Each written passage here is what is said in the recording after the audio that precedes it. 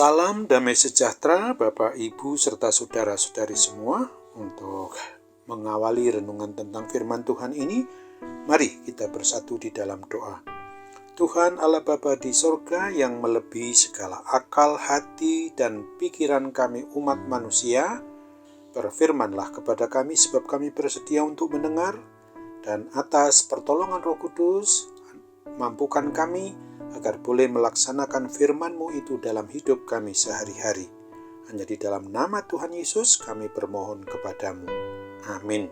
Sebagai nas renungan firman Tuhan pada hari ini diambil dari Yesaya 9 ayat 1 yang berbunyi, Bangsa yang berjalan di dalam kegelapan telah melihat terang yang besar. Sebagai tema yang diangkat dari nas renungan kita adalah umat yang ada dalam kegelapan telah melihat terang yang besar. Nas renungan tentang firman Tuhan pada hari ini adalah nubuat Nabi Yesaya, hendak menggambarkan suatu keadaan dunia yang dipenuhi dengan kegelapan, penuh dengan kekerasan dan keserakahan, serta dihancurkan oleh pemberontakan dan penderitaan. Tidak ada apapun selain kehancuran. Cahaya pengharapan sudah hampir padam, berkedip-kedip sebelum akhirnya mati total.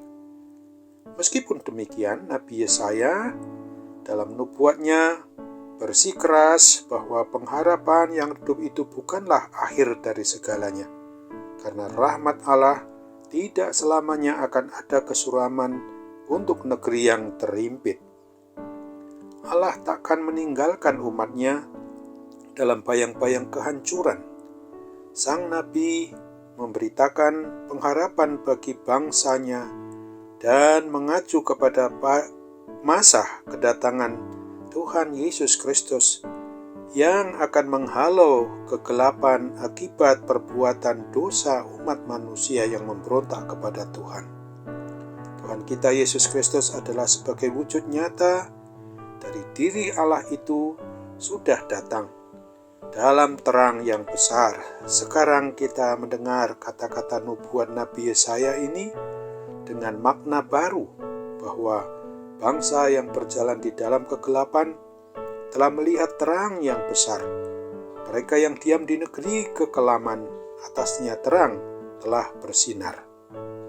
Seberapapun hebat gelapnya malam, seberapapun suramnya keberadaan diri kita umat milik Tuhan Yesus Kristus ini, maka kita perlu sadari bahwa kita tak akan pernah ditinggalkannya di dalam kegelapan akibat dosa kita itu. Dengan janji yang tidak bisa diingkarinya, bahwa Tuhan Yesus di dalam Roh Kudus selalu berkenan hadir di tengah suasana kegelapan hidup di hati kita ini. Terang yang ditampilkan oleh Allah yang Maha Besar itu telah bersinar. Seberapa rentan kita terhadap perasaan putus asa dan hal-hal yang suram sifatnya yang mengganggu kita. Untuk itu, marilah kita hayati dan renungkan dalam-dalam tentang diri Yesus Kristus sebagai diri Allah Bapa yang menyatakan di dalam putranya Tuhan Yesus Kristus yang adalah wujud Allah yang nyata manusiawi.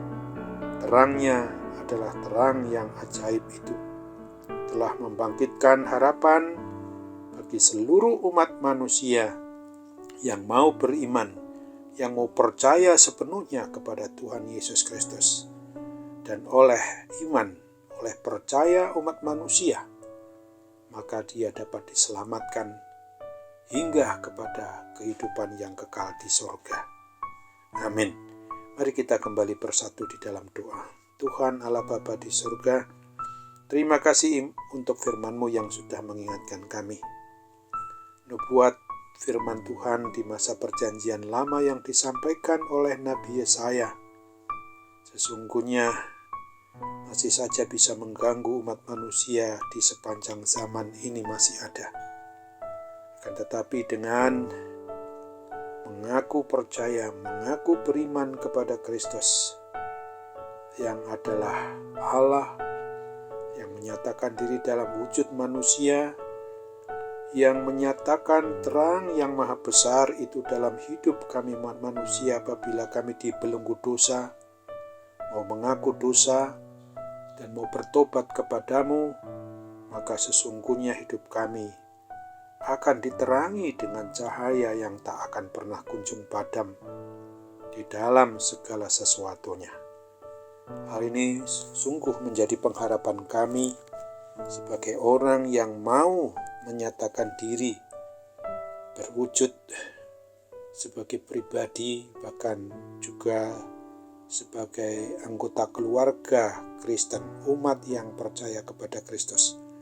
Sudah semestinya kami harus sadari betul bahwa diri kami ini adalah orang-orang yang Tuhan janjikan untuk sampai kepada kehidupan yang kekal ketika terang yang ajaib, terang yang besar itu, yaitu Tuhan Yesus Kristus, yang nyata hadir di dalam diri kami melalui kuat kuasa Roh Kudus.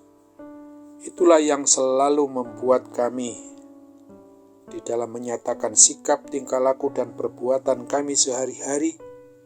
Apabila kami mau hidup di jalan, di kebenaran, di kebaikan, serta di hidup Tuhan Yesus Kristus yang senantiasa kami harus tempuh, maka kami tidak akan pernah dikuasai oleh kuasa kegelapan, kuasa setan-setan maupun iblis yang seringkali juga mengganggu kami lewat sakit penyakit yang sering dipakai iblis untuk memisahkan kami denganmu ya Bapa. Tolong kami untuk sungguh-sungguh percaya bahwa mujizat kesembuhan dari kuasa sakit penyakit, pemulihan daripadanya dapat Tuhan wujud nyatakan ketika kami hanya mengandalkan kuat kuasa-Mu saja Bapa. Sambut apalah harapan dan doa kami ini. Kami percaya Tuhan akan urapi dan berkati, Tuhan akan lengkapi permohonan kami karena kami hanya bersembah sujud, memohon jadilah kehendak-Mu dalam nama Tuhan Yesus. Amin.